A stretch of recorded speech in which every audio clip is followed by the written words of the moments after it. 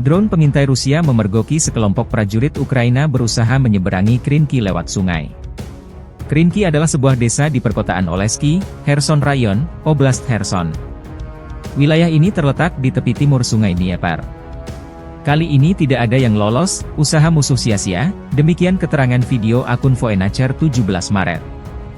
Dalam rekaman, prajurit Ukraina berusaha meninggalkan perahu saat mengetahui drone pengintai dan drone penyerang Rusia datang di arah Kherson, sebagai hasil dari tindakan terkoordinasi dari unit-unit kelompok pasukan Dnepr Rusia, formasi Brigade Teroborone ke-121, Brigade Garda Nasional Ukraina kedua, ke-15 dan ke-23 dikalahkan di daerah pemukiman Novopokrovka di wilayah Zaporozhye, Nikopol di wilayah Dnepropetrovsk dan wilayah Zolotaya Balka Kherson. Kerugian musuh berjumlah lebih dari 40 personel militer dan 2 kendaraan.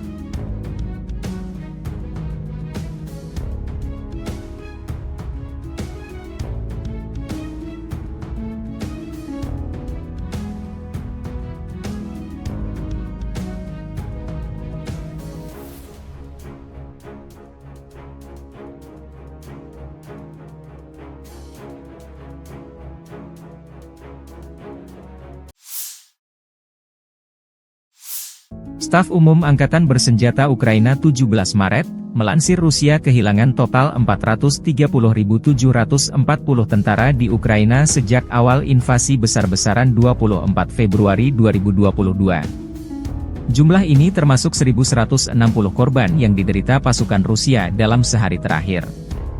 Menurut laporan tersebut, Rusia juga kehilangan 6.790 tank, 12.997 kendaraan tempur lapis baja, 14.073 kendaraan dan tangki bahan bakar, 10.634 sistem artileri, 1.017 sistem peluncuran roket ganda, 720 sistem pertahanan udara, 347 pesawat terbang, 325 helikopter, 8.272 drone, 26 kapal dan perahu, dan 1 kapal selam. Konflik Rusia-Ukraina memasuki tahun ketiga belum ada tanda-tanda perdamaian. Download Tribun X sekarang, menghadirkan lokal menjadi Indonesia.